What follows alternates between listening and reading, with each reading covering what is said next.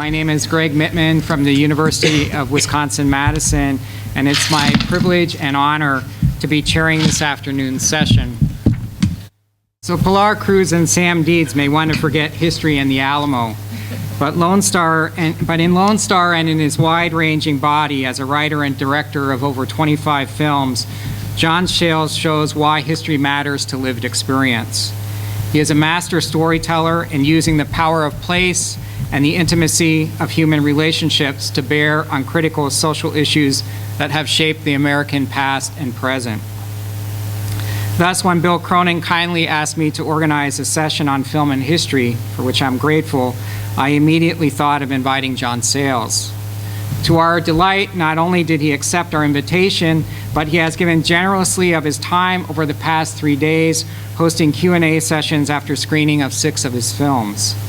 And every panelist I contacted immediately jumped at the opportunity of being in conversation with John Sayles and his work, a testimony to the deep respect and broad reach he holds in the history profession. In this afternoon's session, 5 young and creative historians representing different fields, labor history, Latin American history, borderlands history, the history of American empire, and Southern history and race relations, will each take up a John Sayles film related to their own field to critically reflect on the historiographic and pedagogic opportunities opened up by the place of history in the fictional films of John Sayles. We will then turn the floor over to John Sayles for thoughts and reflections and open it up to the audience for dialogue and conversation. So I'll introduce each of the panelists. Thomas Andrews teaches history at the University of Colorado at Boulder and is the author of the Bancroft Prize-winning Killing for Coal, America's Deadliest Labor War. Next to him, Gabriela Soto Laveaga is Associate Professor of History at the University of California, Santa Barbara, and her award-winning book, first book, Jungle Laboratories, National Projects and the Making of the Pill, reflects her continuing research interests in modern Latin America, science, health, knowledge transmission, and social movements. While Kramer writes and teaches U.S. history from transnational, imperial, and global perspectives as an associate professor at Vanderbilt University. His first book, The Blood of Government, Race, Empire, the United States, and the Philippines, winner of the Organization of American Historians James Raleigh Prize, explores the imperial politics of race-making between U.S. and Philippine societies in the late 19th and early 20th centuries. A California native, Rachel St. John, received her PhD from Stanford University in 2005. She is currently Associate Professor of History at New York University. Her first book, Line in the Sand, A History of the U.S.-Mexico Border, was published by Princeton University Press in 2011, and she is now working on her second book, The Imagined States of America, Nation Building in 19th Century North America, which will explore the histories of alternate nation states in 19th century North America. Finally, Nathan Connolly is Assistant Professor of History at Johns Hopkins University. His forthcoming book, A World More Concrete, Real Estate and the Remaking of Jim Crow South Florida, will appear with the University of Chicago Press. And of course, we have one of the most gifted storytellers of our time, John Sayles, that will be joining with us at the end of their panel. So we'll begin with each of the panelists have identified a 2-minute clip. We'll begin with a clip, and then they'll launch into a commentary. So we're going to start with John Sayles' 1987, a clip from John Sayles' 1987 film Matewan, followed by remarks from Thomas Andrews. All right, good afternoon. I've been a fan of John Sayles for a long time. It's an honor and a privilege to join my illustrious colleagues in this panel, dedicated to 5 of the most explicitly historical films among Sayles' memorable body of work. I find it especially exciting that John Sayles was able to take a break from his busy schedule to join us. Exciting and also a tad scary. It truly boggles my mind to consider what this man has accomplished, and so I want to begin by giving him a heartfelt thanks for all of his hard work. I first saw Matewan in the late 90s while I was researching the dissertation that would become Killing for Coal. I found myself especially impressed with the sensitivity and the complexity Sayles displayed in probing 3 themes I was then exploring in my own work: the oppression coal companies inflicted upon mine workers and their families, the combination of conflict and cooperation that prevailed between coal miners separated by gaping divides, and strike-related violence. In Matewan, Sayles created an intricately drawn historical world inhabited by inextricably human characters whose struggles spoke eloquently to two larger dilemmas whose significance extends far beyond the West Virginia coal fields of 1920. How can we forge community in the face of the differences that separate us? And in the face of injustice, should we fight fire with fire or turn the other cheek? Sayles has traced the script's origins to conversations he had while hitchhiking through West Virginia and eastern Kentucky around 1970, not long after thugs hired by a crooked United Mine Workers president named Tony Boyle had murdered Jock Lebonsky, a reformer who was challenging Boyle's control over the Union. The Appalachian drivers who picked up the young Sayles invariably placed the Yablonsky murders in a deeper historical context. I got rides, Sayles later recalled, from people on both sides who were really upset, and almost all of them would say, it's almost like the days of the Coal Wars and the Matewan Massacre. I got intrigued and started reading about it and came upon this story. As Ronald Lewis, David Corbin, Joe William Trotter, and a number of others have demonstrated, a long-running battle between the UMW and the staunchly anti-union mine operators escalated in the early 1910s and 20s. Sayles found a single moment in this long and complex fabric of violent struggle especially intriguing, the so-called Matewan Massacre of May 1920, in which Sid Hatfield, chief of police in a small mining town in Mingo County, joined striking miners in a gunfight prompted by the efforts of Baldwin Felts agents to evict striking mining families. When the shooting stopped, Albert Felts, Lee Felts, and 5 of their agents lay dead, along with the mayor of Matewan and 3 other townspeople. Although the massacre was something of a victory for Union miners, and although it set in motion a chain of events which led to Hatfield's murder and the subsequent Battle of Blair Mountain, the largest armed insurrection since the Civil War, Sayles chose to refashion the Matewan shootout into the conclusion of a story in which he interwove facts drawn from extensive research with a great deal of fiction. Sayles seems to have fastened upon the shootout at Matewan because this outburst of gunplay offered an ideal opportunity to subvert the assumptions of the Western, a genre whose formulaic crescendos toward redemptive bloodshed Sayles had internalized during his youthful movie-going. The central invention of Sayles' Matewan, a former Wobbly and UMW organizer named Joe Kenahan, played by Chris Cooper, stands at the heart of Matewan's project of using West Virginia's labor history to question the assumptions of a genre that had long taught Americans to see certain kinds of gunplay as virtuous and morally necessary. A committed pacifist, Kenahan eschews violence throughout the film, counseling the strikers that if they take up arms, they will give the coal companies and their state allies the pretext they need to suppress the miners' struggle with overwhelming violence. When Kenahan opts to follow his convictions instead of the typical Western hero's path of taking up arms, he dies a martyr's death.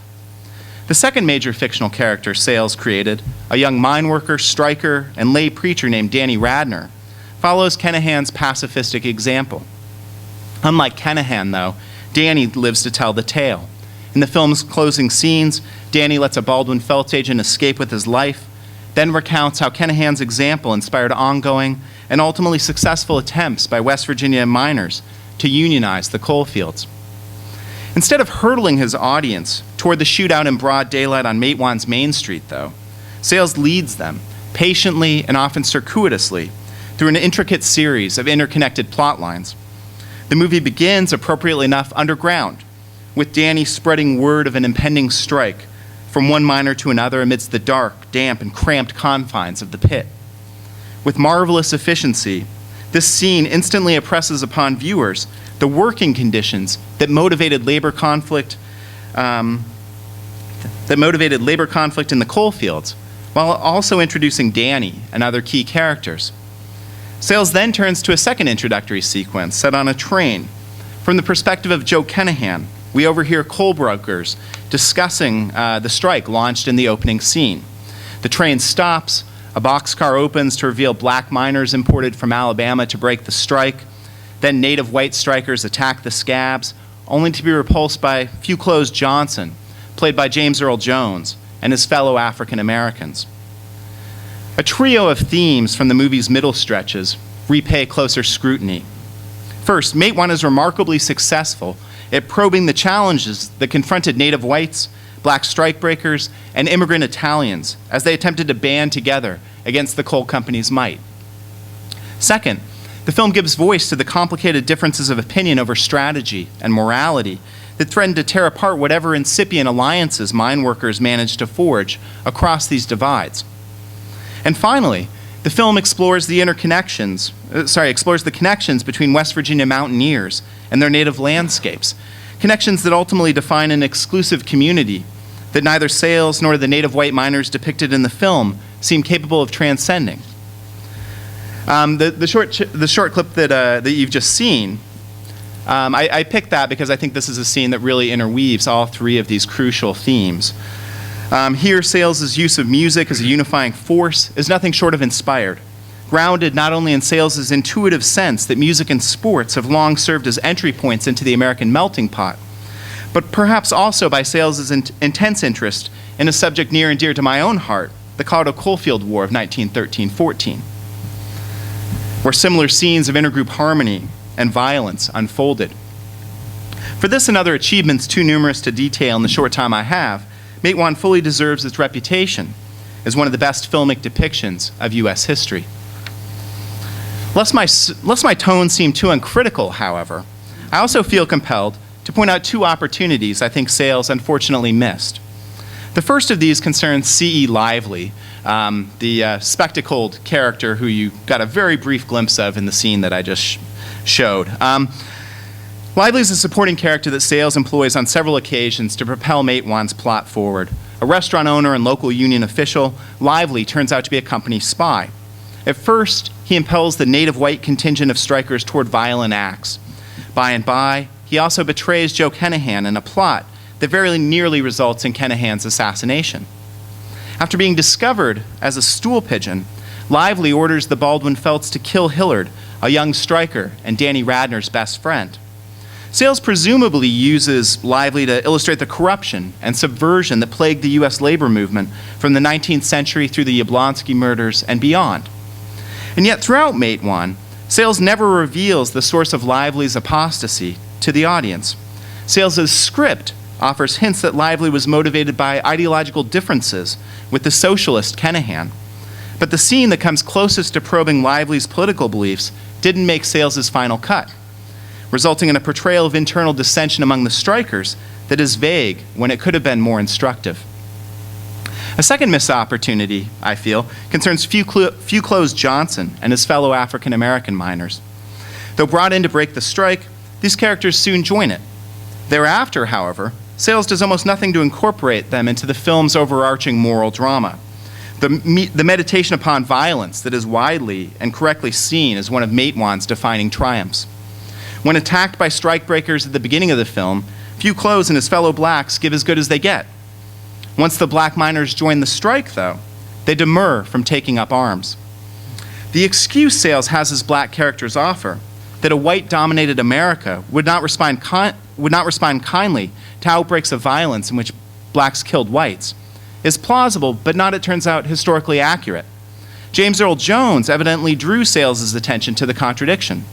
As Jones told an interviewer, historically, blacks and Italians were part of the shootout in Mingo, but John chose to extract them and let the battle happen between the West Virginia people and the mining company.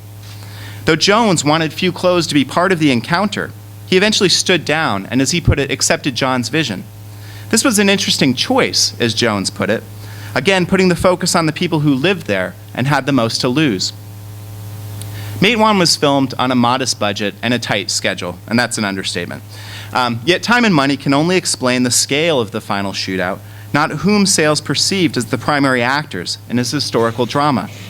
If some of Matewan's black miners occasionally sounded like members of the Black Panther Party, they were nonetheless content to let mountaineers do the fighting in a war which, in Sayles' eyes at least, was never really theirs to begin with. I think these missed opportunities matter enough to merit mention, and I hope to prompt conversation. I don't believe for a moment, however, that they're substantial enough to detract from the prodigious accomplishments of John Sayles, his actors, and his crew. Matewan remains one of the best films ever made about work, workers, and the labor movement in the United States. No less important, it's a testament to John Sayles' unrivaled talent for expressing the complexity of history in film, a medium whose shortcomings as a mode of historical narrative are excelled only by its enduring promise as a form for telling stories that can help a wide range of audiences learn about the past. Thank you.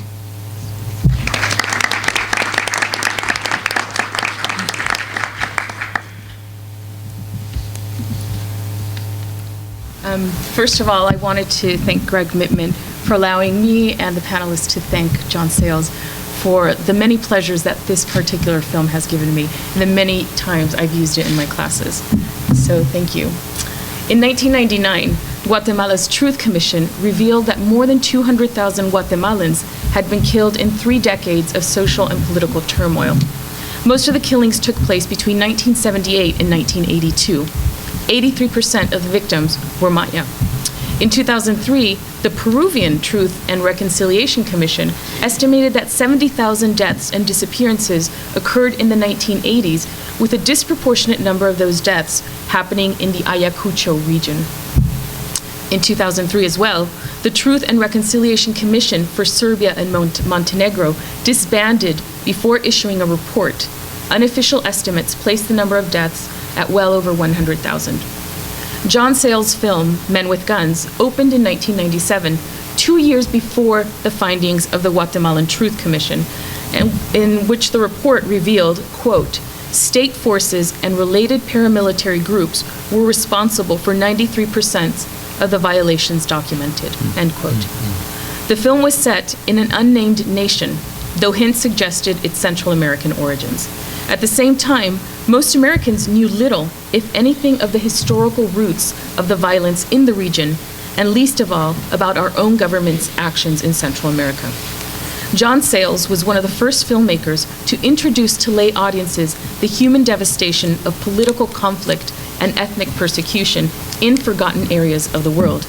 And, as with the main character, Sayles gently led viewers from the comfort of ignorance to a place where we had to question our own social engagement with military violence half a world or a world away. I saw my first John Sayles film when I was in graduate school. It was Men with Guns, and I was riveted. I was seeing on the screen what I, then a junior history graduate student, was hoping to learn how to do. How to tell the history of the past, a past event, in a profound and sensitive way. The atrocities never leave the frame, but they were there incredibly in the background, unfolding unceremoniously, but dominating our consciousness.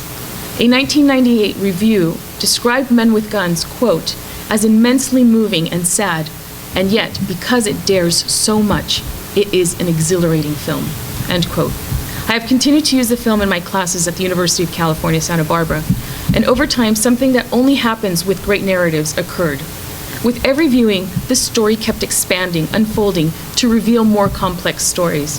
I realized, however, that the film was the same. It was I, the viewer, who kept learning more about the period and global conflict, to be able to, more than a decade after my first viewing, begin to understand the other historical narratives that the film touched on. Had I been asked to speak about Men with Guns after my first viewing, I would have focused on the commodification of resources and people, ethnic cleansing, liberation theology, U.S. involvement in Central America, the horror of mass graves, the rural-urban divide, racial tensions, and certainly the role of the military in 20th century Central America. The film contains all of these, but I will focus on what my current research has finally allowed me to see in the film. The role of rural physicians played and how they played in exploring and narrating the realities of modern Latin America. Men with Guns follows the short but dramatic pilgrimage of Dr. Humberto Fuentes as he travels from the safety of urban life and the bliss of willful ignorance to the chaos and killings taking place not far away in the countryside. It is a doctor's development from someone who is politically disengaged to someone who has no choice but engage with the disturbing reality of repression, torture, violence, and dislocation that has been occurring all along, and to which he lost immunity as soon as he literally and metaphorically got out of his car, left it on the side of the road, and entered the jungle. Initially, the trip is meant to be Dr. Fuentes' victory lap, of what he considers his life's legacy, the training of young physicians for work among the nation's poor and rural citizens. But when he discovers that the first one has been killed by men with guns, the trek becomes a search to find a medical student, any of his former students, who are still alive.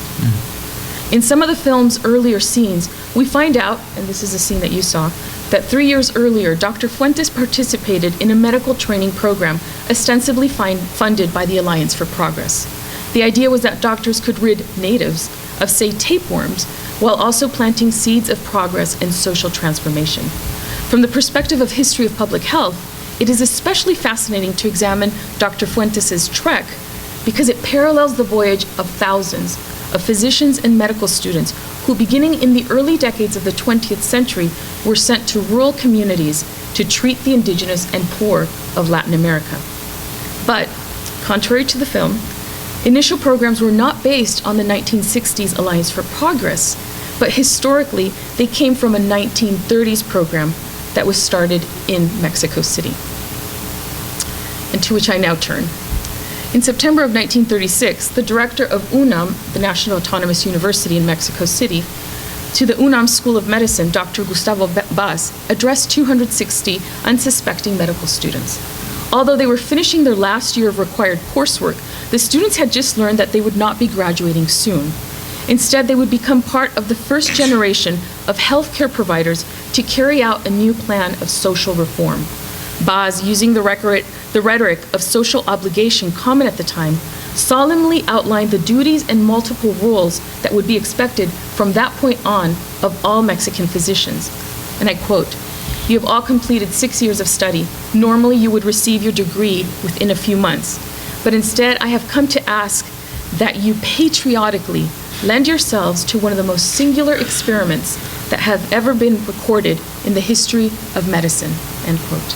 This most singular experiment was a presidential directive, later written into the Mexican Constitution, which mandated that all medical students spend a minimum of 5 months providing much-needed care in the country's poorest and most, quote, socially excluded areas, end quote. Medical students, or pasantes, would receive the official title of Doctor of Surgery in Social Service as soon as they set off for their distant assignments. Implementing medical social service meant that the practice of modern medicine and the making of medical professionals in Mexico would be tightly woven with post-revolutionary goals and rhetoric. The program proved to be so successful that within a few years, Mexico's model was exported and was appearing in medical schools in Colombia and Bolivia. From the first day, however, the enormity of this new enterprise was marred by the obviousness of how difficult it would be to override racist ideas about Mexico's poor and indigenous, which we see in this clip as well. Indeed, behind the excitement in presenting the initiative in 1936 lay a barely camouflaged prejudice that would plague the initial years of the program. As Director Baz continued on that day, the majority of you will be practicing, quote, "The majority of you will be practicing among primitive and rough people, uncivilized children of the Sierra, the forest, and the moors, who haven't the faintest idea of the modern art of healing," end quote. It would then be up to these urban men and women of science to bring the presumably correct forms of healing to Latin America's marginal regions. But physicians would be battling with more than diseases. There's a line, and this was wonderfully baffling to me how you wrote this into your film. There's an early line in Men with Guns that echoes the words that Baz spoke in 1936. When Dr. Fuentes explains to his students in a flashback, he says, I quote, "You will go to places where you will be battling bacteria and ignorance. Bacteria can be defeated with medicine, but its ally, ignorance, no one is immune to this disease," end quote. Thousands of young students entered rural Mexico, often not speaking native languages, imposing new healing systems, and very much grounded in the industrialized to modernized ideals of a post-revolutionary government. More than being simply physicians, these future doctors would also be statisticians, census takers, health educators, and the eyes of the state in difficult-to-reach communities. Each medical student would be responsible for submitting a weekly summary, and at the end of 6 months, a thesis that would include, quote, "the history of the place, the type of population, climate, eating habits, and financial means of the people. In addition to this vital compilation, students would be required to report on the economic potential of lands, the quality of nearby roads, and population increases. Instead of questioning the roots of rural illness, poverty, and the hunger that they witnessed, young doctors often unwittingly reinforced urban concerns that blamed indigenous Mexicans for their own poverty and disease status. Because the reports were authored by medical students, however, they were often perceived as scientific evidence of the living conditions and unhealthy choices of rural citizens. But reading the reports, one begins to note some marginal remarks sprinkled between clinical observations. In fact, it is these offhand observations that allow readers to begin to reconstruct the level of abuse against indigenous and make the connection with men with guns. Some examples of the hardship and racism that physicians witness and clinically record are the following. In 1949, a doctor wrote, quote, "These were the regions where Indians were enganchados, hooked, to work in the coffee plantations of Soconusco." In 1953, another wrote, quote, "Mestizos live in the center of Pinotepa. They own the ranches. The Mixtecos, they live in the outskirts of town," end quote. And final, in early 1941, another wrote, 5% more parasites among the indigenous, likely due to the complete absence of toilets, contaminated water, type of dwelling, end quote. While some physicians completed their service and never returned to rural areas, others began to write and question the roots of the terrible poverty and abuse which they had witnessed during their social service here. What these programs achieved was a census of poverty, disease, hunger, and abuse that had never been recorded before, had medical students not been sent to clinically observe rural Mexico. The government had unwittingly funded programs that allowed the most educated Mexicans a glimpse of the lives of Mexico's most abused. It is no coincidence that decades later, Mexican doctors who had spent time in rural areas went on strike against the very government that had first given them a glimpse of the nation's poor. Ironically, doctors were forcing the rest of Mexico to see what had remained invisible. In a similar vein, in Men with Guns, it is the doctors who become the victims. And when Dr. Fuentes is seeking 7, all 7 have been killed for a variety of reasons, many of which I mention here.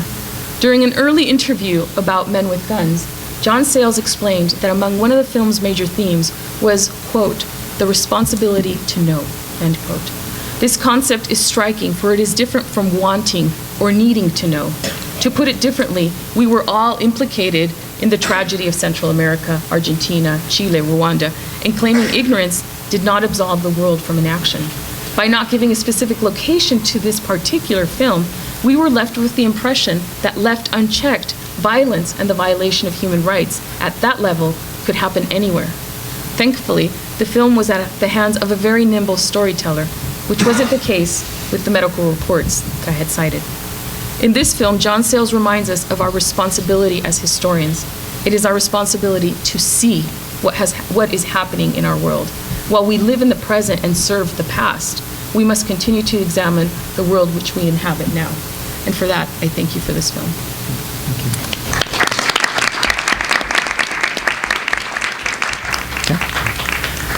I'd also like to thank Gregg Mitman for inviting me to present on this panel, and to thank John Sayles for enriching our film culture and our historical imaginations. I don't know whether you keep these kinds of things, but if you have a file for fan letters, then somewhere in 1995, you have a very embarrassing one from me shortly after I saw Matewan. So in any case, it's a real pleasure for me to be here and have a chance to speak about John Sayles' recent remarkable film, Amigo. For me, this was a fantastic moment when I learned a couple of years ago that John Sayles was working on this film. I mean, this for me was kind of a cinematic best-case scenario. This is a theme I've been working on in my historical research, coming together with one of my sort of film director heroes. And when I saw the film, it really surpassed what were already high expectations.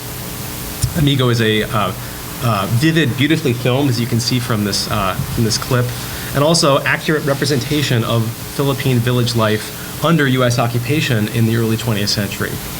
And I think it's a remarkable film on a number of fronts. It's also eminently sort of teachable. It's 2 hours. Apparently comes with a really great study guide prepared by the Philippine historian Theo Gonzalez.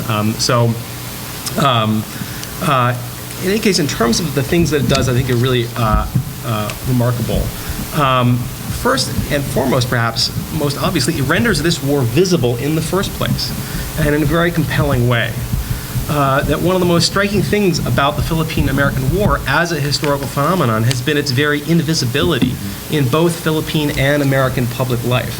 And this is very striking when I've traveled and done research in the Philippines and talked about doing work on the Philippine-American War, that it's, in terms of just talking to people that have come up through the Philippine education system, it's really not a conflict that's very widely known, even to this day. And so that in and of itself, I think, has to be registered as a major accomplishment of this film.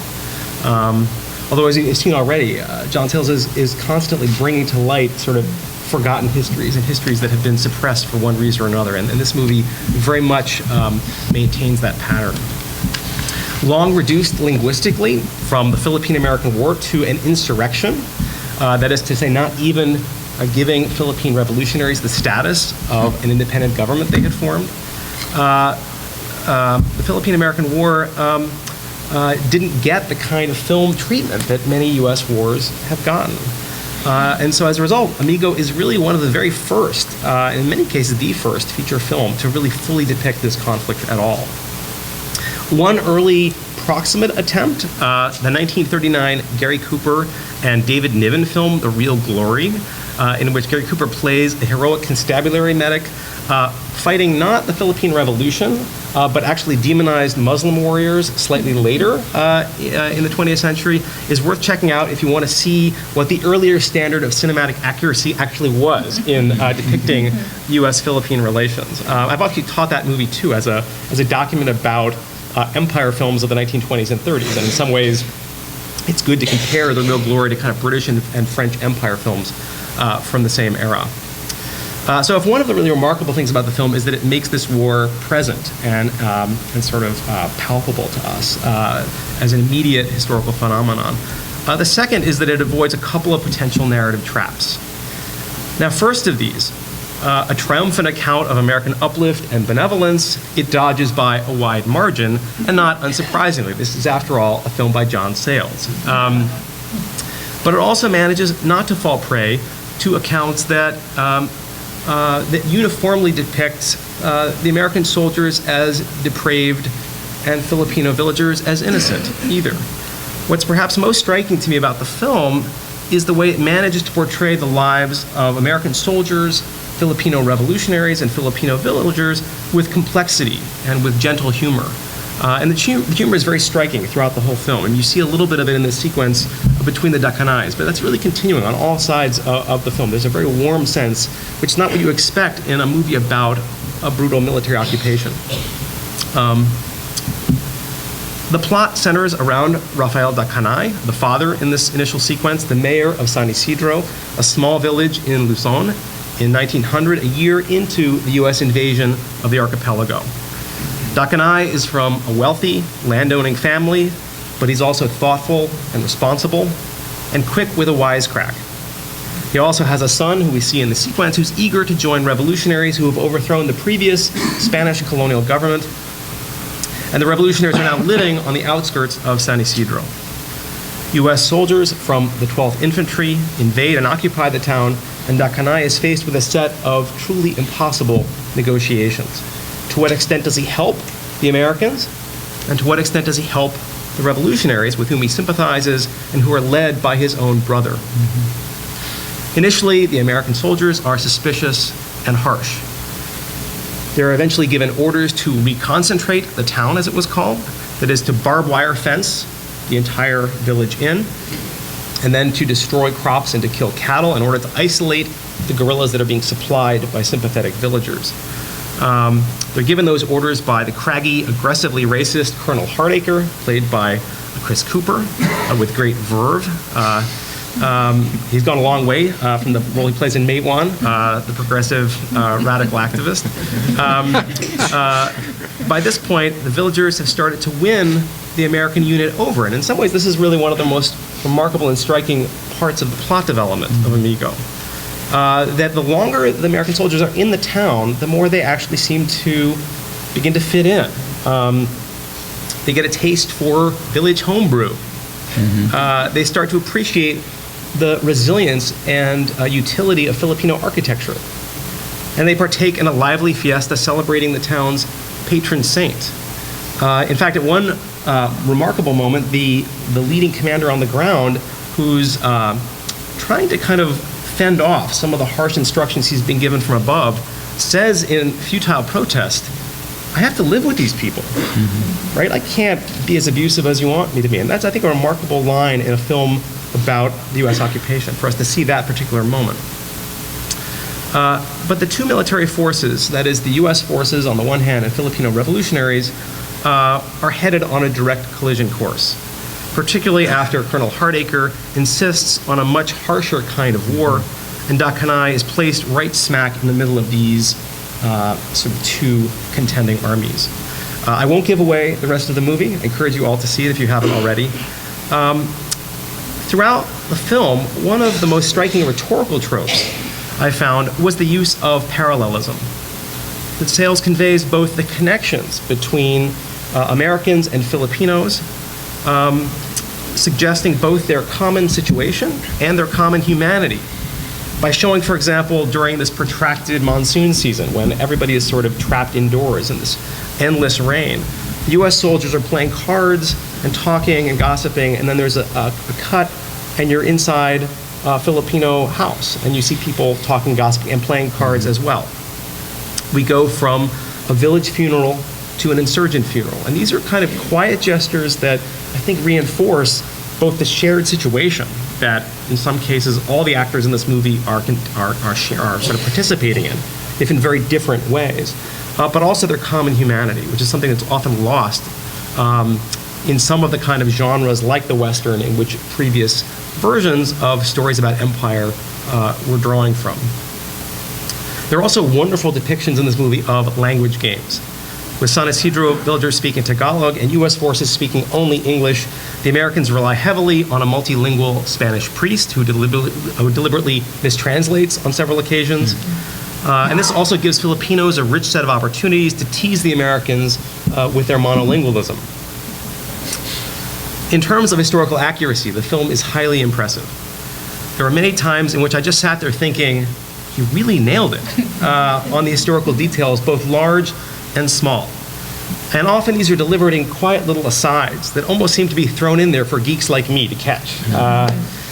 Indeed, I had the nerdy satisfaction of thinking, my God, we've read the same really obscure history books. From the period's material culture, that is to say Filipino clothing, U.S. Army uniforms, the structure of local buildings, to soldier slang, etc., from the plot structure to the patterns of village life, John Sayles really did a terrific job in this movie of getting the history right. That said, I only have two real historians' quibbles, and they're really small.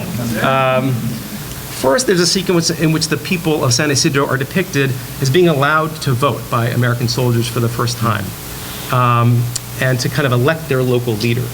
And it's a charming moment, in part because they use their vote to rescue the town leader, Dakanai, who's been imprisoned. In fact, local elections were a commonplace under the previous Spanish regime, and the Americans were more or less continuing the practice. Second, I thought perhaps a bit too much of the brutal violence of the occupation was concentrated in the figure of Hardacre, that is Cooper's character, which tends to immunize the rank and file a little bit. Although Sayles also manages to cut against this tendency in places.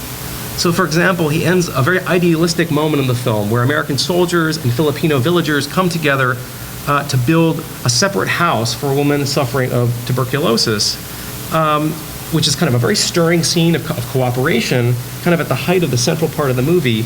And at that moment, a soldier, in complimenting the Filipinos, offers an offhanded racist slur. It's moments like these in which we're not allowed a comfortable moral position with respect to these characters, where we see the kind of intertwining of empathy and hostility that I found most persuasive.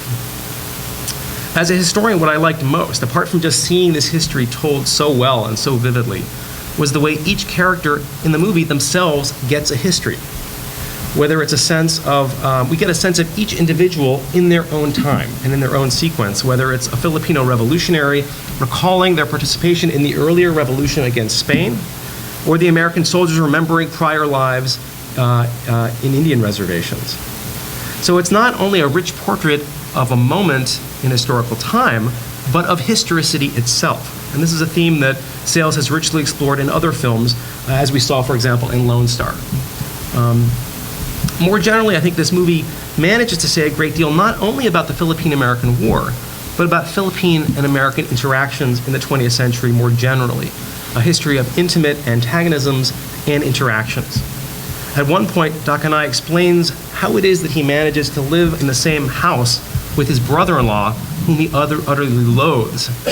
And his quote is, "We live under the same roof with one eye open." If you need a phrase to encapsulate the entangled histories of the Philippines and the United States in the 20th century, this might just be it.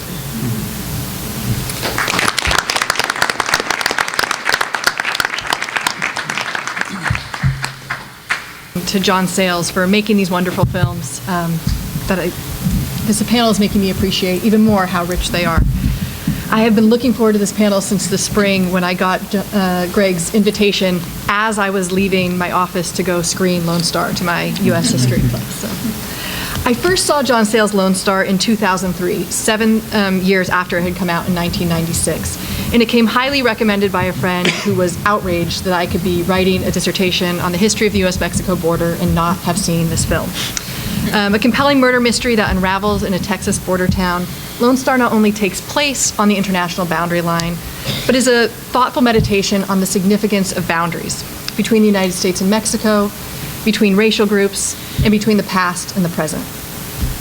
There are few mainstream feature films that better capture the themes of the new Western history of the 1980s and 1990s, with its emphasis on the multiracial and multi-ethnic character of the West's population, the legacies of multiple layers of conquest, and the complicated relationship between Western myths and history.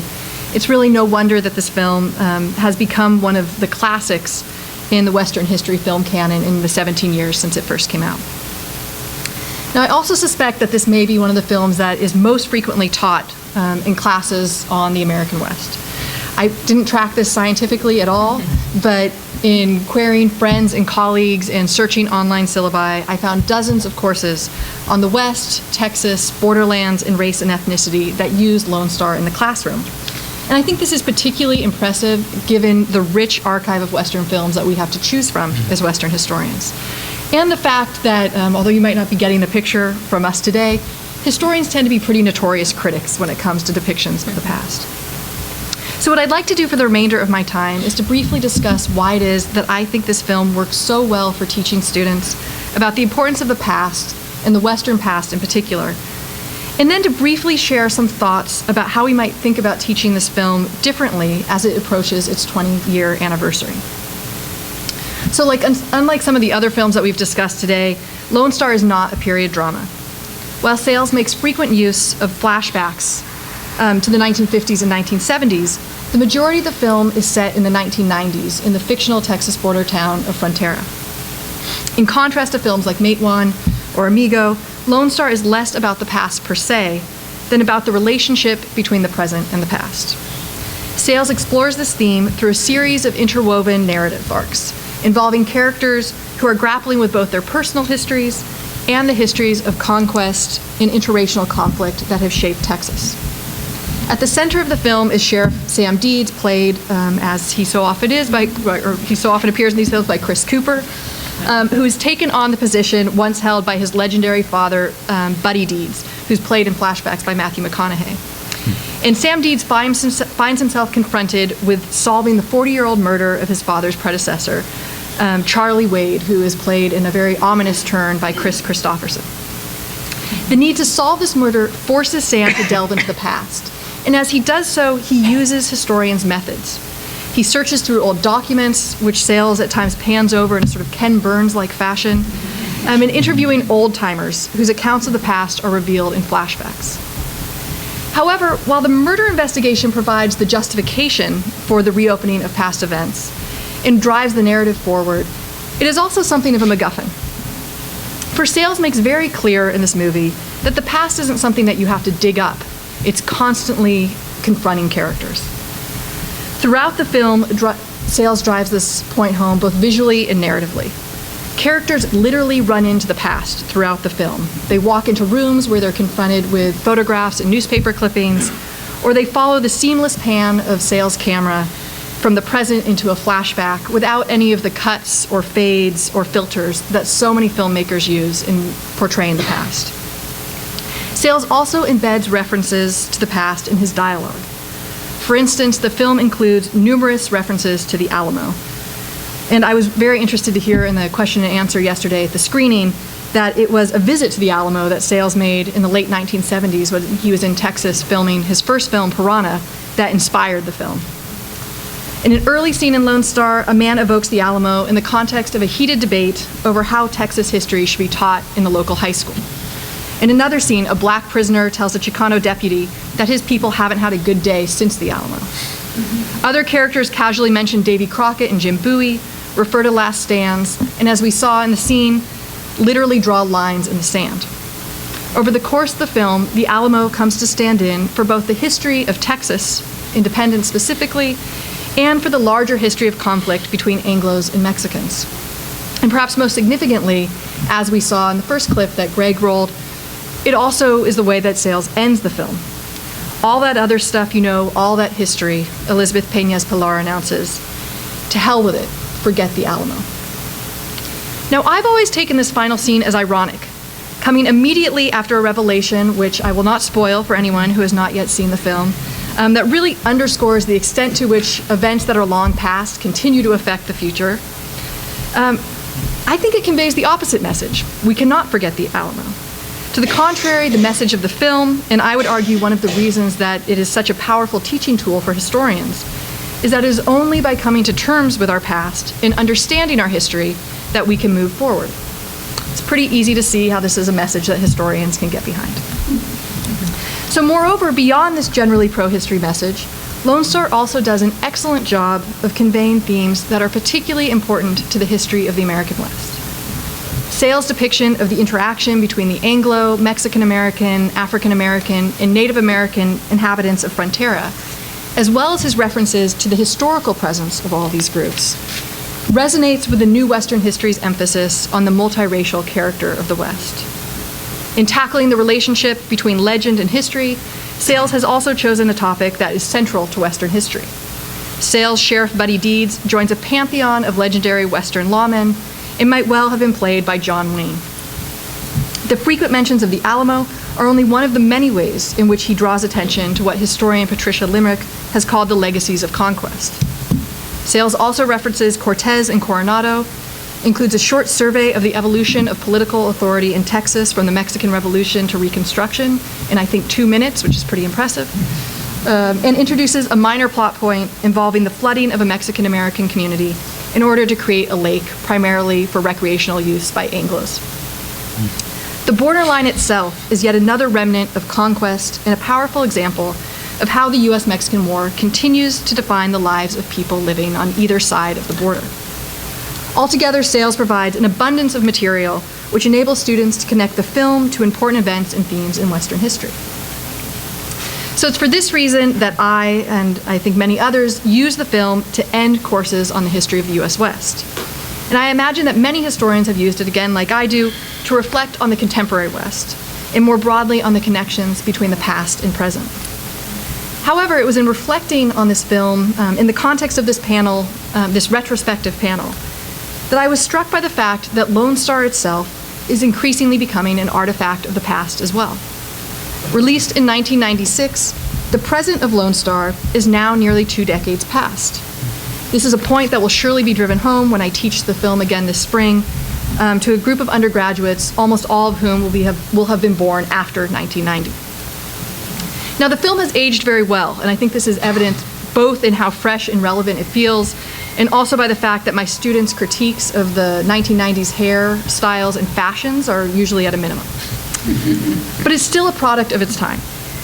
Lone Star will continue to work as a great film for teaching, But I would argue that it is time to think more critically about using it to teach, not about the present-day West, but rather about the specific historical circumstances of the West in the mid-1990s. This is not to say that there's not much that continues to resonate with the present-day West. Neither the Alamo nor conquest have ceased to be relevant, and legends still certainly compete with history for claims to popular perceptions of the past. If anything, the West has only become more multiracial, and the curricular debates about how Western history is taught that are depicted in the film are unsettlingly similar to recent arguments over both Texas history textbooks and Tucson's Mexican-American Studies curriculum. However, much has also changed on the border. And as a historian who has written about the US-Mexico border, I was particularly struck by the profound transformation in the boundary line itself that sets Sayles' depiction apart from the current state of affairs on the border. The border of Lone Star is no longer recognizable. Making Lone Star in the 1990s, Sayles was able to tell a story of a border town that was essentially a local story. Nearly all of the characters are local people. Even Joe Morton's Delmore Payne, the Army colonel, who is in charge of the local post and is really one of the few representatives of the federal government in the film, is actually just a local boy returned home. While the local world of the border has certainly not ceased to exist, today it is increasingly overwhelmed by outside influences, whether they be the growing presence of US immigration and customs enforcement agents or the armed operatives of multinational drug cartels. The regulation of the border has also changed. Thanks to the crackdown at major border crossings, by the late 1990s, more and more illicit traffic and the increased federal presence and violence that attends it would move into previously sleepy border hamlets like the fictional Frontera. Following 9/11, the border became even more difficult to cross. Sam's afternoon jaunt across the river would now require substantial inconvenience and at the very least a long wait in trans-border traffic, even for an entirely legal and official visit like the one he was making. For immigrants without papers, who Sayles depicted crossing the Rio Grande in very similar ways in the 1950s and 1990s in the film, this crossing has become even more perilous and expensive, as immigrants face stepped-up border enforcement, heightened penalties for unauthorized entry, and an immigrant smuggling business that is all too often dangerously entangled with drug trafficking. However, if Lone Star can no longer be seen to depict the border as it is, I think it has become an even more powerful source for thinking about the border as it was, since the students in our classes will increasingly need to have the 1990s explained to them. I'm going to have to write a new lecture about the 1990s to go along with the movie and to emphasize for my students how much has changed on the border during their own lifetimes. And perhaps I'll also have a chance to add yet another Sayles film to my syllabus, for as he told me yesterday, his next film, which is coming out this year, Go for Sisters, is also partly filmed on the US-Mexico border. Thank you.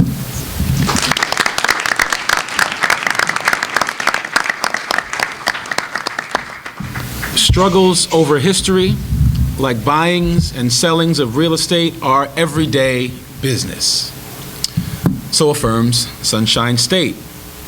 This afternoon, I'd like to highlight Sunshine State as a tool for thinking about the diversity of capitalism in racially segregated communities. For those who have not seen it, John Sayles' 2002 film portrays how commercial redevelopment threatens the economic fortunes and historical sensibilities of individuals, families, and whole communities living and working on Plantation Island, a fictitious locale on Florida's Atlantic seaside. Early in the film, Sayles depicts real estate developers as variously rarefied and rapacious. Alan King's golfing millionaire developer, Murray Silver, explains that it's not land but dreams that he once sold.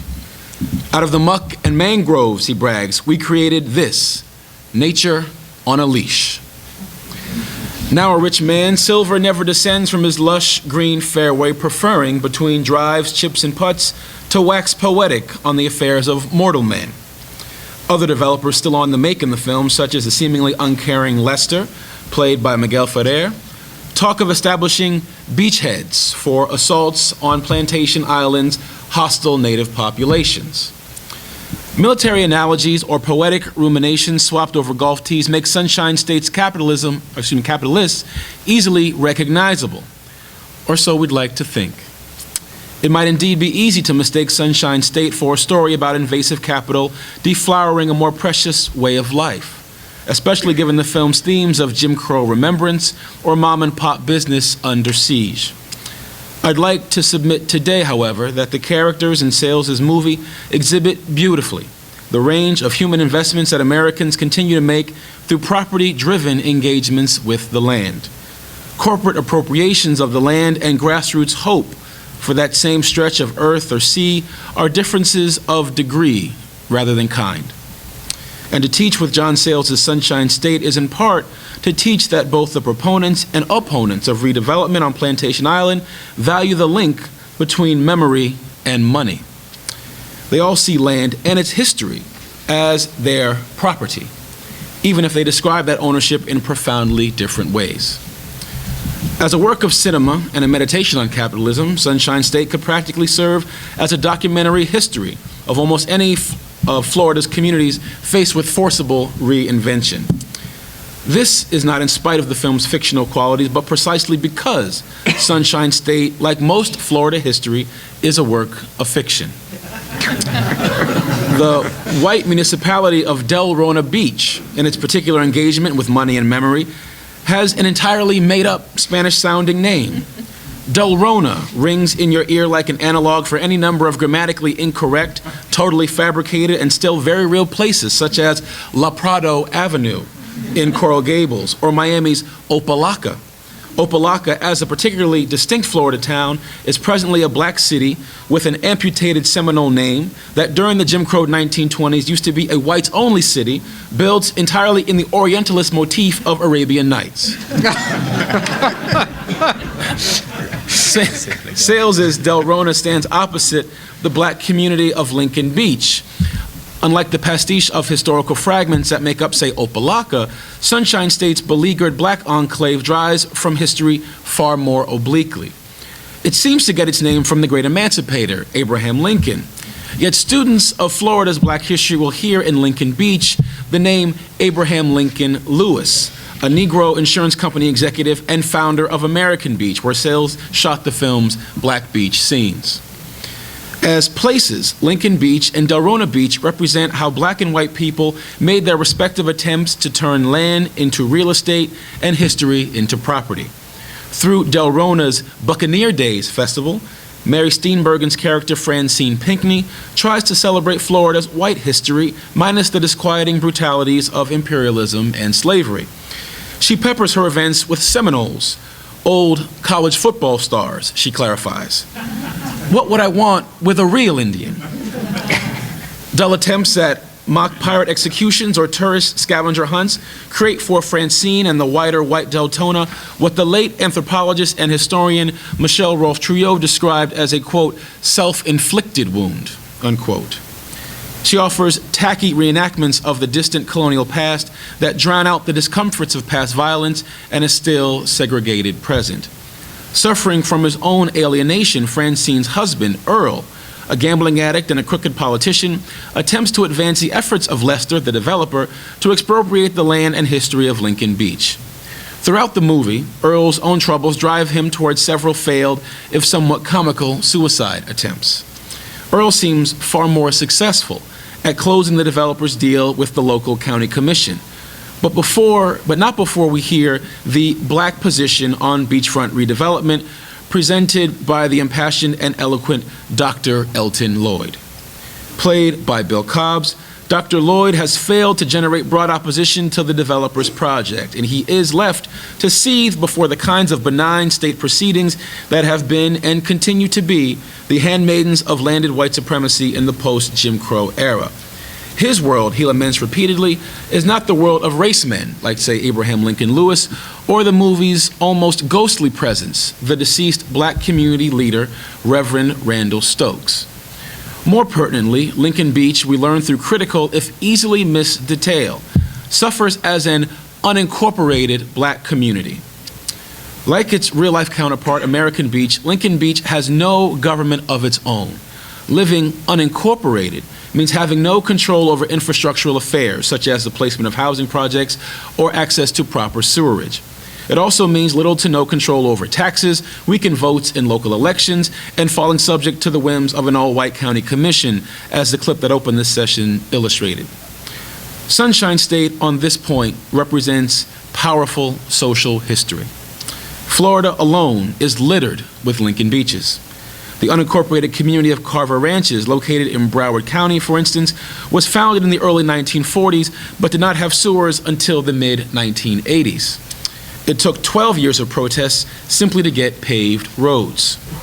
The city of Miami Gardens, once home to the late Trayvon Martin, suffered 70 years of poor zoning enforcement and reckless rental speculation until it was finally incorporated in 2003. The city of Hollywood, Florida, actually de-annexed its black district, Liberia, in 1956 in order to stop providing its colored people with basic city services. Across the United States, such disempowerment in local governance nurtured a particular kind of capitalist political culture among African Americans. It was one that relied on accomplished race men and women trading in white paternalism. And it was a politics that remained all bound up with proving the fitness of the Negro race by way of entrepreneurial achievement and upstanding moral comportment. As explained by Kelsey Farr, a black Miami entrepreneur who helped subsidize American Beach in the mid-30s, quote, "On the battlefield of life, men succeed or fail, rise or fall solely on merit. This is best accomplished through business," unquote. Farr's remarks are from 1915, during the high age of lynching, and they were echoed in the companies and consumer culture that eventually founded American Beach 20 years later.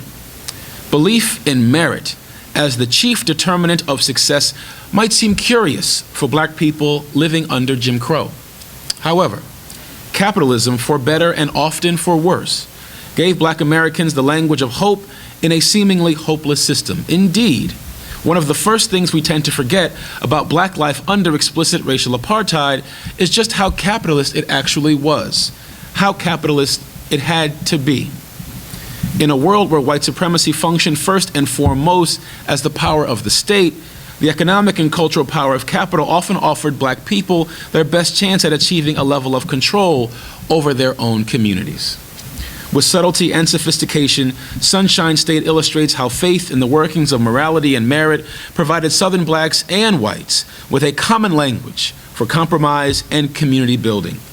Jim Crow's common logic is reflected in the most influential character in Sunshine State never to appear on screen, again, the deceased Reverend Randall Stokes. And it is spoken through Reverend Stokes' living counterpart in the film, the ailing white entrepreneur, Furman Temple.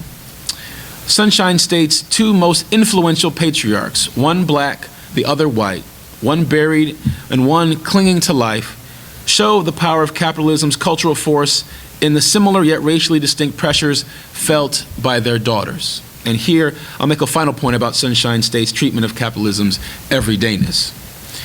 The film's two female leads, Angela Bassett's Desiree Stokes and Edie Falco's Marley Temple, attempt to stand outside the particularly male articulations of ownership and history embodied by their fathers. For Desiree, the moral economy of black community building demanded that she be ostracized for getting pregnant at age 15. Her presence endangered not just her family's reputation, but the potential moral standing of the entire Negro collective. Instead of love from her, Desiree laments, "I only felt his eyes judging me." Marley, on the other hand, remained bound to her father through the family business, though she, like Desiree, seems to enjoy no real community, only the suffocating expectations of her nuclear family. Outside of a brief tryst with a landscape architect played by Timothy Hutton, Marley spends most of the film trapped in a malaise fed by a commitment to her ailing father's own sense of nostalgia. Both women's struggles throughout the film offer great examples of what grassroots capitalism can cost people, and especially women, when they are not the ones empowered to seek and set the terms of their investment.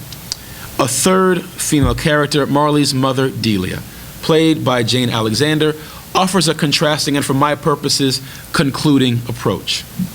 When approached by developers to sell Furman's restaurant, this theatrical wife of the film's crumbling white father brilliantly negotiates long-term access to continued revenue streams.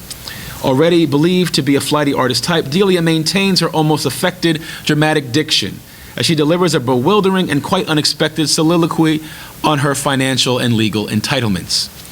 Her ability to ensure for her family a far less disruptive encounter with progress certainly comes in part from the web of privileges she enjoys from being a white property owner in a state whose laws have long been deferential to white property rights. What Delia seems to appreciate, though, is what Sunshine State as a film invites us to appreciate. Land and history as instruments of self-interest, collective investment, and divestment. When it comes to land, we should not be surprised when we find black real estate opportunists, artists talking like lawyers, developers talking like poets, or daughters loath to carry out their father's wishes. Such business is every day, and such is and should be the business of history. I'd like to thank Gregg and Mr. Sayles for their fine work. Thank you.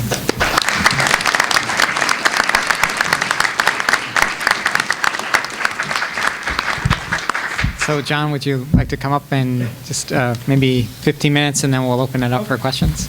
Do you want to just go here?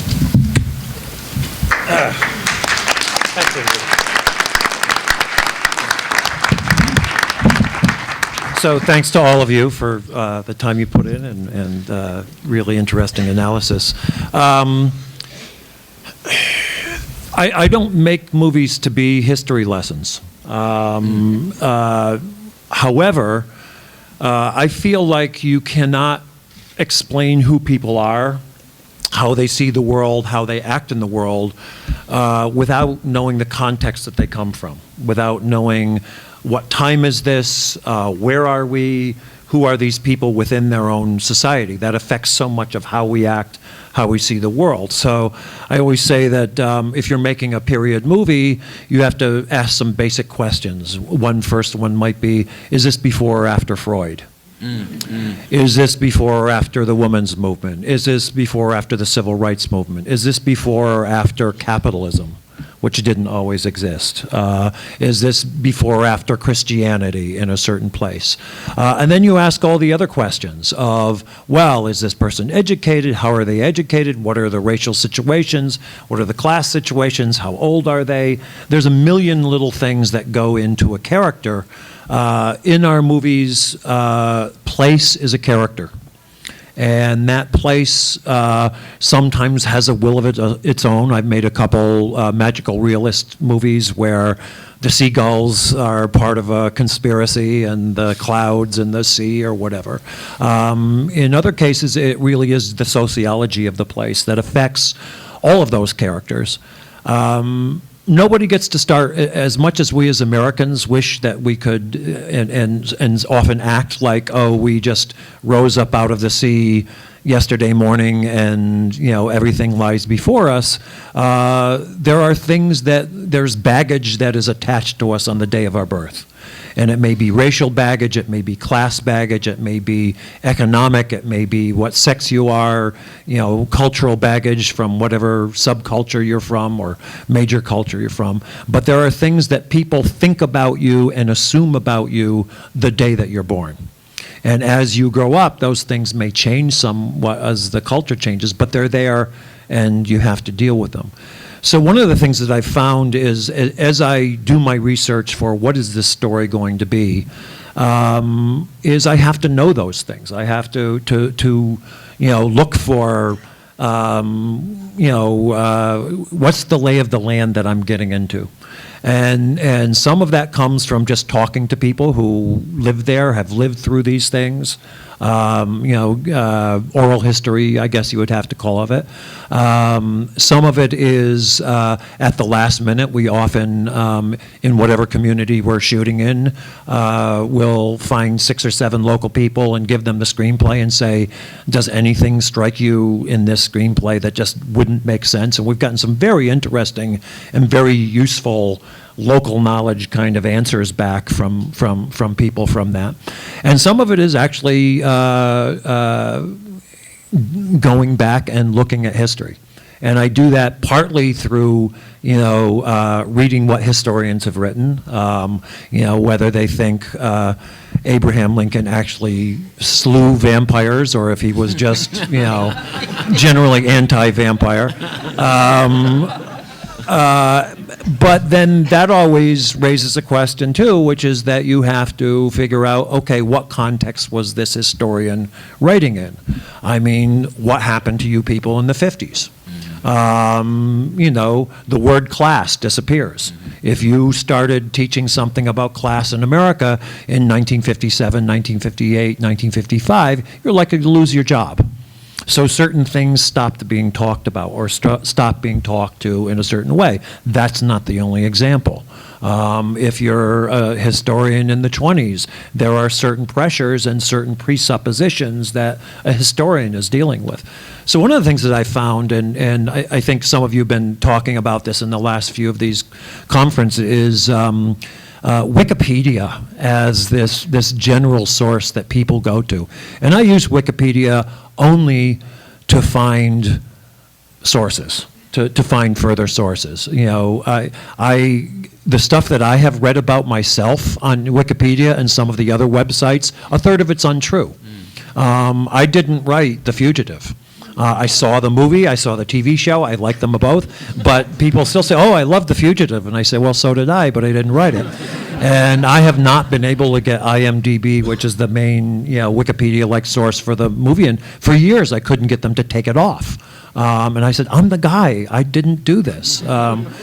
So one of the things that's been interesting to me over the years is to discover, as you read the bibliography, you read the footnotes of a historical book, and you see who they're citing, and then you read another book and you hear a phrase that's almost exactly the same, and you realize, and look at the dates and say, he got this from here. And then you're led to say, well, let's try to trace it to the source. And in doing the extensive research for my novel, A Moment in the Sun, which deals with the Philippine-American War and its connection to race in America through the racial coup in Wilmington, North Carolina in 1898, I started to go back to sources where it was clear somebody just made this up. And then one historian quoted in it, and virally, in the very slow viral way that existed before Wikipedia, this absolute falsehood written by somebody who never went to the Philippines gets propagated and propagated and propagated. And I'm sure you, as historians, have done the same thing. So my sources are, yes, historians, but then you try to go back to their sources. You try to go back to diaries, letters home, the newspapers of the time. It's always very important for me in a period movie, not just to consider what historians say, this is what happened on this day. What did people think was happening? What did they get from, were they watching Fox News or BBC America? What were their sources? And you start to realize that the ammunition that people had to go into a situation was also often pretty sparse or pretty misleading. Their idea of what the world was, if you look at the sources that they had, was often pretty poor. And that has to go into their character. And it's very hard for us to judge today. The first 10 or 15 minutes of any of these movies, I feel like, has to be getting the audience into the head of the characters at that time and reminding the audience, okay, this is before Freud. Okay, this is before people knew the earth was round. Whatever those givens are that we might assume from the characters. I once did a conversation with Eric Foner for the introduction to a book that was called Past Imperfect, in which a bunch of historians reacted to mainstream movies made about their specialties.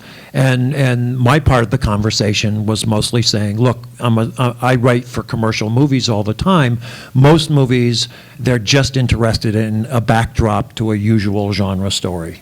And the history is only useful as it helps them push the genre story forward, and they like the way the clothes look.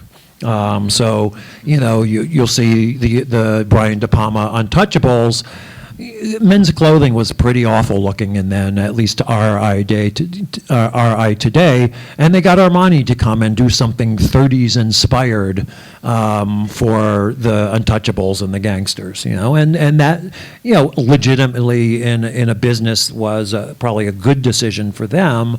If you're into period clothing and accuracy, it would annoy you and maybe knock you out of the movie. But more people kind of liked the way Sean Connery looked in Armani than they cared about that.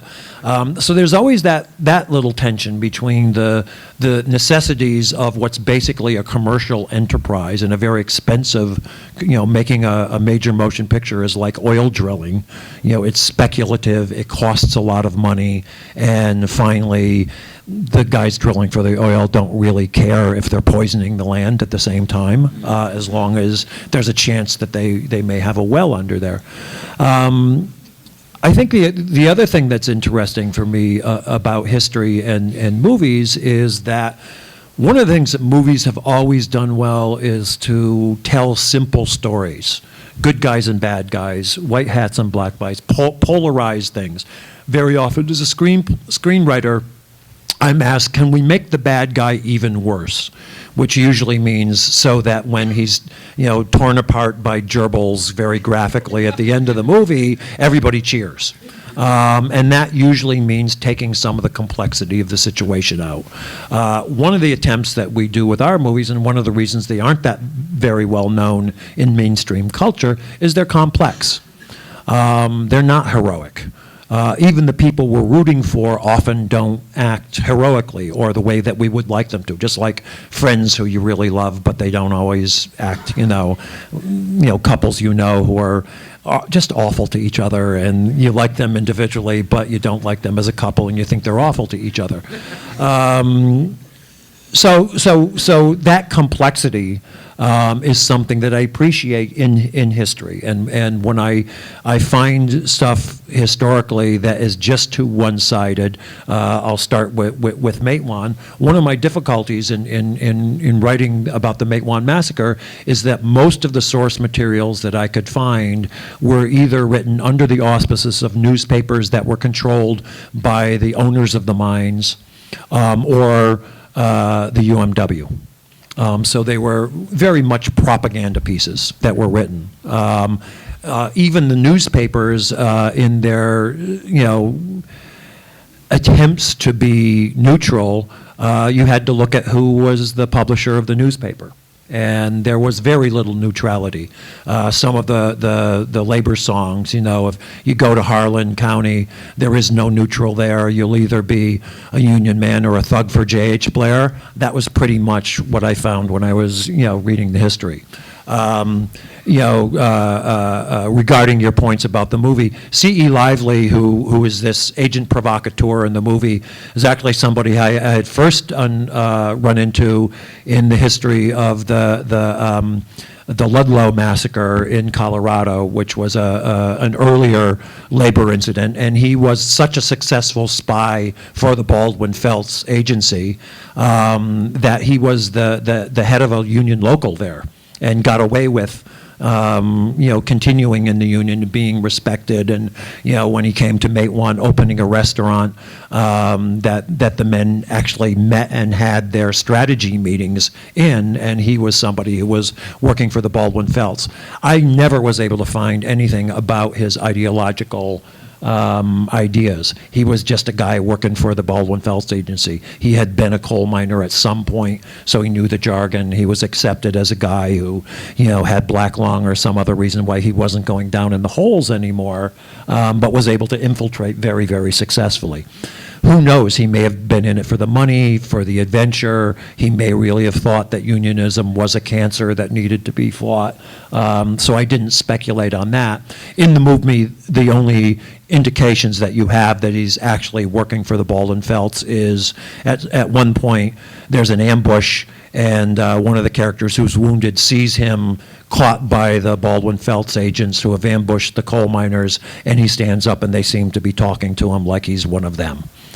so that you know he's a traitor of some sort. And then at the very end, in the kind of afterword of the movie, the narrator says that he was one of the men, along with the Baldwin Felts, who assassinated Sid Hatfield on the steps of the Mingo County Courthouse.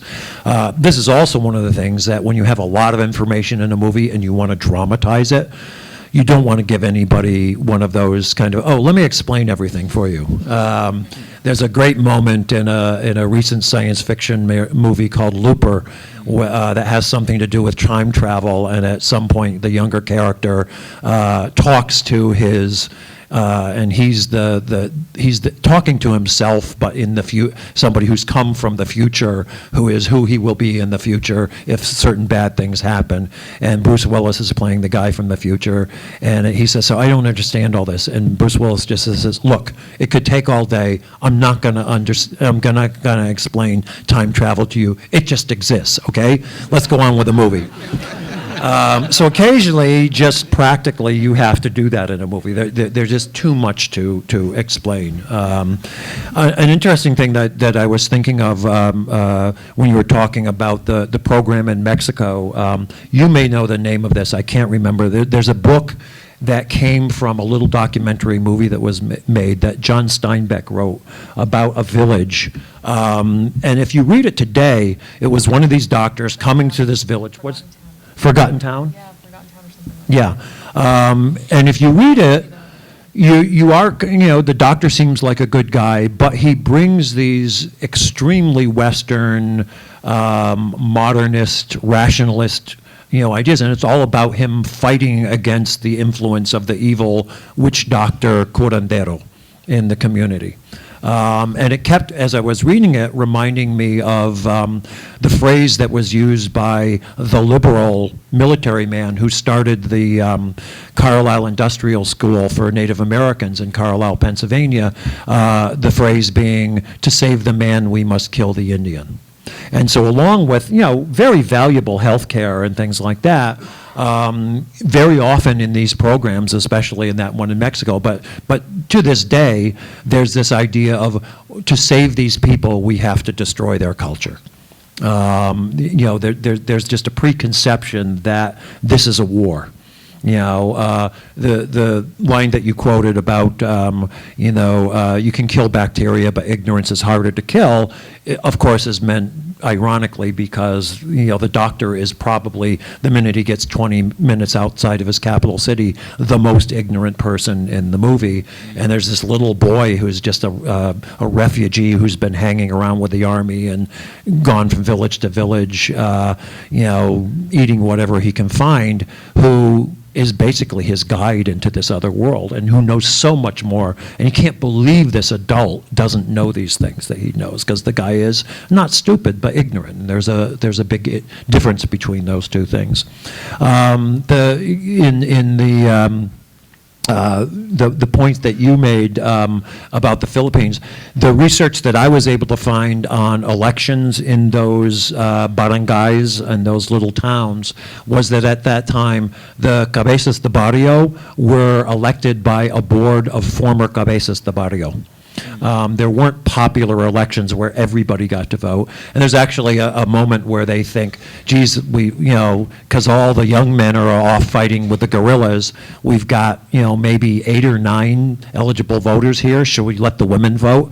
And the lieutenant says, don't be ridiculous. It's 1900 after all. So there was some tradition of voting, but not that tradition of one man, one vote. At least in those villages at that point. In Manila, there were some votes that were happening, but in those villages, it was usually, as far as I could tell, an elite who voted, which was often the way that the headmen in indigenous villages in Latin America were chosen. They were chosen by former headmen. There's a brilliant B. Traven, who most Westerners know from Treasure of Sierra Madre, was a German Spartacist who ended up in Chiapas and learn some of the indigenous languages and stuff. And one of his early books in his jungle series was called Government, and he talks about a village in a Mayan-speaking town where the leader is chosen by men who have been leaders before. You get to be the leader for 1 year, and the inauguration is that you sit in a chair and the bottom has been cut out of this chair and there's a fire under it, and you sit there for an hour while the former alcaldes of the village, the former head men, praise you at the same time that your butt is being blistered, as a reminder that in a year you're not going to be the head man anymore, and you're going to have to live with the decisions that you make. Another kind of research that I do is that kind of what have other artists taken from this thing. So very often I'll read the writers of the time. I'll read Jack London and Mark Twain and Stephen Crane if I'm talking about the Philippine War, the people who were writing about it at the time, but not just from a reporter's point of view, from what story do I take from this? And once again, you have to look into who are they and where are they coming from. The Lone Star stuff is interesting. There's an interesting kind of connection between many of the movies. There's an interesting connection between Lone Star and Sunshine State, which is that Lone Star starts with somebody finding a skeleton in the desert, and Sunshine State ends with a real estate battle being at least tabled, if not resolved, by the discovery of bones on a construction site, and the construction guys and the heads of the project say, please don't let them be Indian bones. And one of the Native American members of the crew, says the only bad Indian is a dead Indian, because, everything stops. And I think this is something that's going on all over the world. We ran into it. We ran into a woman in Thessaloniki in Greece who said, if you want to do anything to the cellar of your apartment, you do it quietly, because you are going to find ancient civilizations there, and pretty soon the archaeologists are all over you, and your basement is never going to have plumbing. History is a battleground. There are places in Jerusalem today where conservative, Orthodox, right-wing Jews are going into Arab neighborhoods and saying, King David was here. But it's basically a block-busting scheme. It's used as a crowbar to get land. I think another interesting... John, just so we can, I want to leave a couple minutes for questions. I'll wrap up really quickly. Anyway, another interesting connection with the two of them is that one of the things that Sunshine State is about is this idea of selling history as a commodity. Mary Steenburgen at one point says, you don't know how difficult it is to invent a tradition. What happens to the rain dance when you do it 4 times a day for tourists? The rain dance that was once meant something religious to you. What happens when there's a gift shop? It's not just the house that Harriet Tubman lived in, but it's the Harriet Tubman gift shop. How much do you change that history to make it commercial? And one of the things that Sunshine State is about is when that kind of mom and pop, gradually evolved tourism becomes corporate. That's what's happened in the border. In Eagle Pass, where we shot Lone Star, it's become corporate. You have on one side the U.S. government building walls with enormous troops, well-funded, to keep people from crossing and interdict various things happening there. And on the other, this corporation of the narcos, the organized crime in Mexico, and all the pressure that they have. The people in the town are just caught in a crossfire now. It's no longer a local story. It's a local story of people caught between these two big powers. So. Thanks. So we have time for a couple questions from the audience. Anybody? None? Yes. Please use the mic, because this is being recorded.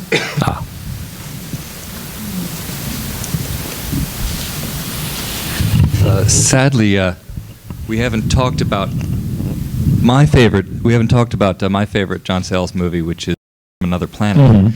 I wonder if you could comment on the historical, social significance of that film. Yeah, that's an interesting, once again, that's kind of more of a magical realist film. It's about a runaway slave from another planet who crash lands in Harlem. And really, a lot of what it's about is about what all immigrants to this country have gone through, which is as you become more American, as you acclimatize, as you kind of try to go with the culture a little bit, what do you give up? And is what you get more valuable than what you gave up? So often I come into communities, whether it's the Cajun community or whatever, here in Louisiana, where there's a generation that doesn't speak the native language, and now the kids are starting to learn Gaelic or Cajun French or native language again, because the parents and grandparents were so set on or forced to assimilate that they had to give that up.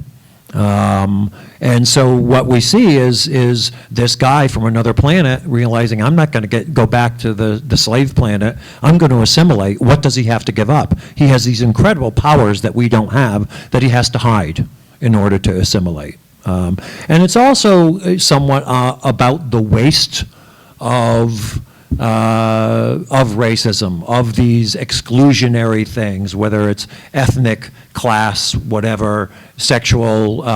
If you think of American history, and often dramatically it's been done. Jackie Robinson is the central figure. It's in baseball or something like that, where that's the think of the politicians, scientists, teachers that this country didn't get.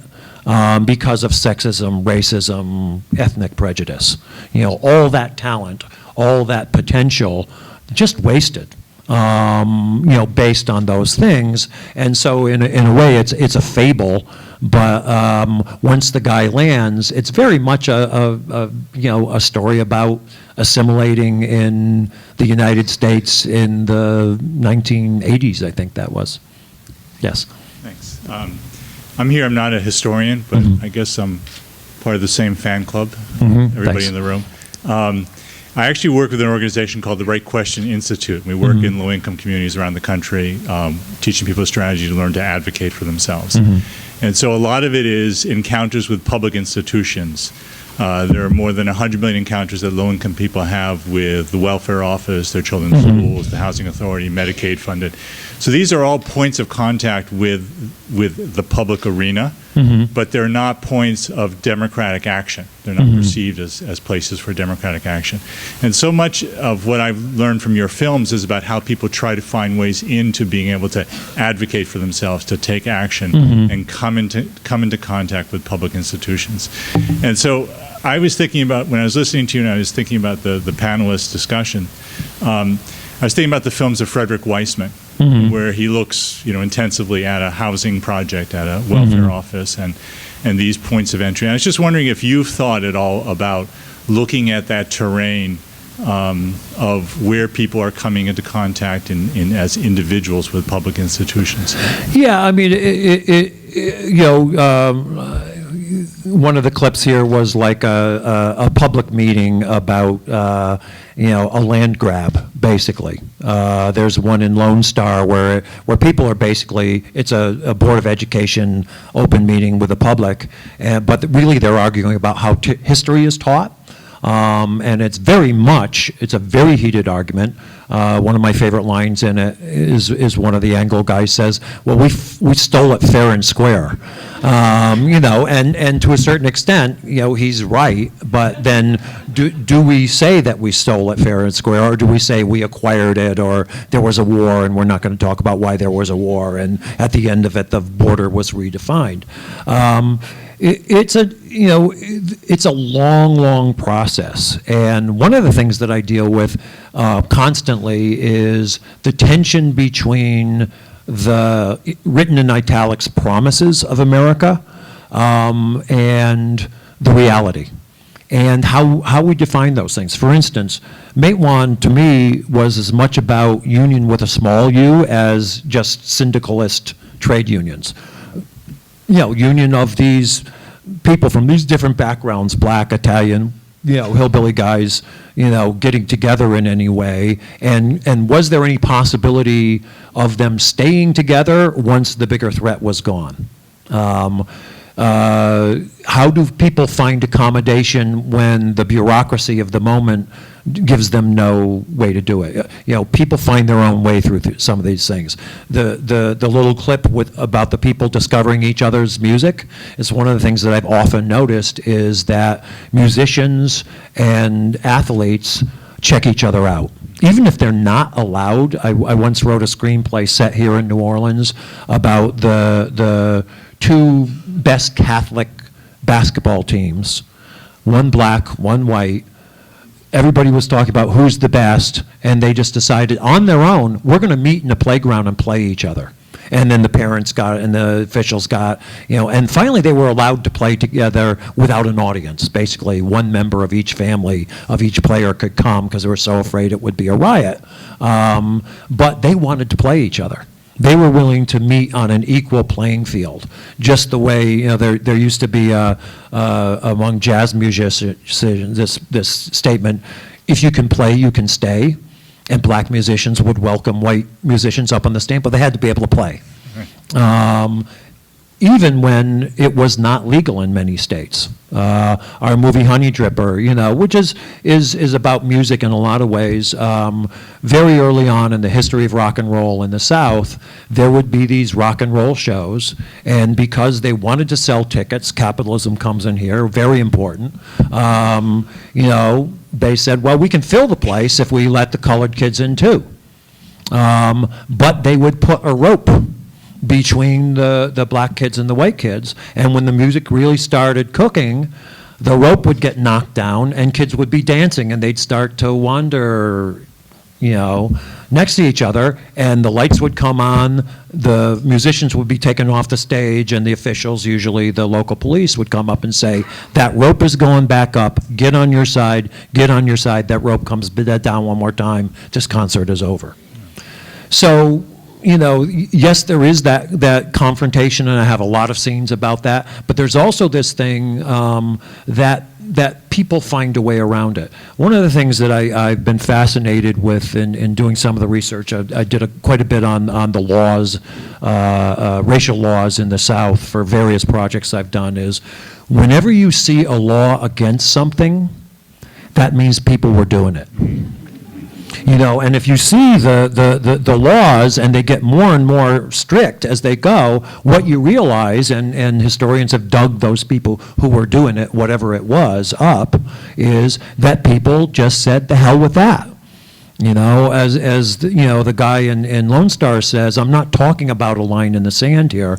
I'm not talking about your government or my government. I'm talking about human beings here. And human beings, being what they will find these human accommodations for things that may be, for somebody's interest, against the law.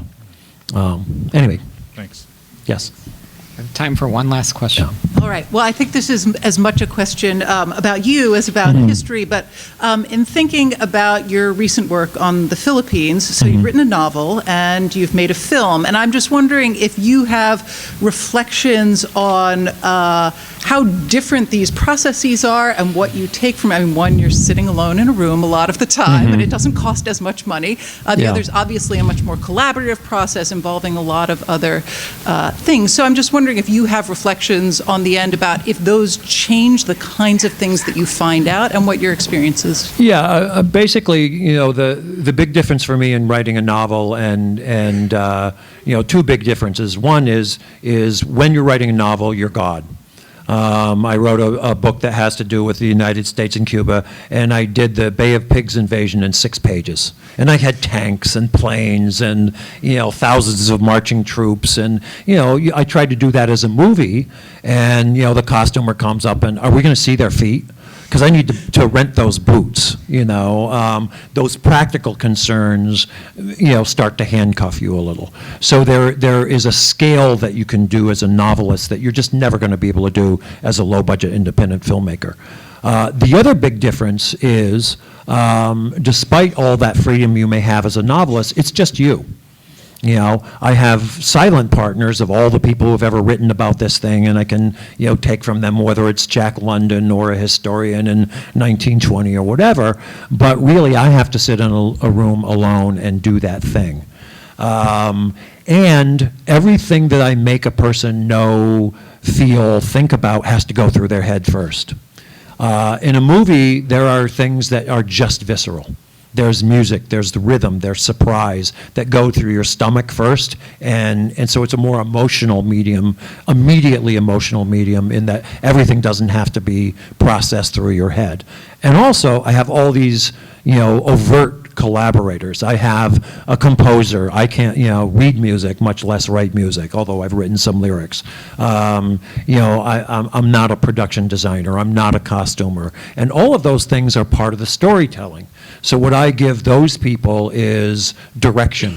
I say, okay, Philippine-American War, first war where the soldiers themselves had $1 Kodak cameras, so you've got a lot of photographs to play with. Go do the research. Here's where I'm sending you. They're using Krag rifles. This is what I have to see on screen. And then they go and do that stuff and bring me choices. The production designer brings me choices. They do further research about those things. So those huge differences are, and then the other big difference is in the audience, which is in a movie generally, even though I push the envelope quite a bit, you can kind of deal with 2 or 3 points of view. There's an omniscient point of view, which I always say in a horror movie would be the outside of the peaceful suburban house, and then there's the protagonist point of view, is the person who's hiding in the closet from the scary guy with the chainsaw, and then there's the antagonist point of view, which is through the hockey mask and over the edge of the chainsaw. That's 3 points of view. In a novel, in A Moment in the Sun, I have at least 30 chapters told from different people's points of view, and really in their way of how they would express themselves, and only what they could see. And then in a kind of mosaic way, the viewer, who can stop and not read the book for a week if they need to do other things or they want to take a break and think about it. That? No, yeah, it's a 1,000-page book. And then when they come back, and they can even flip back and do it, and say, oh, who's this guy again? Oh, yeah, he's the Cuban who's involved in Havana or whatever, and we saw him 300 pages ago. You can't really ask that of a movie audience sitting there for 2 hours. So there's a lot crammed into these 2-hour movies, but in a novel, you can just, I do... Moment in the Sun is between 1897 and 1903, and it's almost everything that happened, or at least a piece of everything that happened. Anyway, thank you. Well, please join me in thanking the panelists and John Sayles. Thanks, everybody.